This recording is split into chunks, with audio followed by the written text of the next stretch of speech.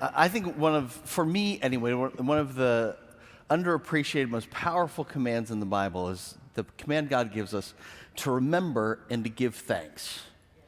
In Deuteronomy, Moses is about to lead the people into the promised land. Before he does that, he gives the law a second time.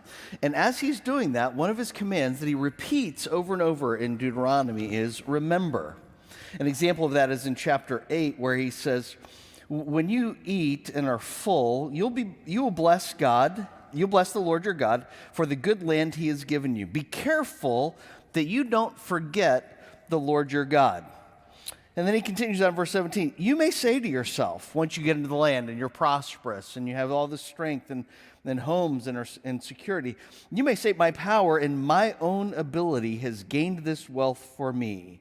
But remember the Lord your God who gives you the power to gain wealth. As we're going through this brief series where we're trying to honor God and remember what he's done, what he's taught us in the last 30 years of new life, I thought it would be appropriate on Thanksgiving weekend to take some time to give thanks to God. It is very easy to look back in history. I think Joseph Ellis said it in one of his books. It's easy to look back, for instance, he said in the American Revolution, to think it's all inevitable. So it's inevitable that we would get the Constitution. It's inevitable that we would have defeated the British. It's just all inevitable. But he says the reality is it's not all inevitable. There are so many times when things could have turned just the other way. And it's easy if you're new here at New Life to think it's all inevitable. It's inevitable that God would have blessed us. It's inevitable that we would have started so many churches to reach so many people. It's inevitable that we would be a place like this. And it's not inevitable. It's because God has blessed.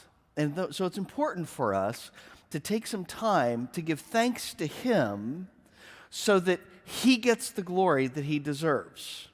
And so that we can be prepared to be the generation who follows God to allow him to build the church in years to come.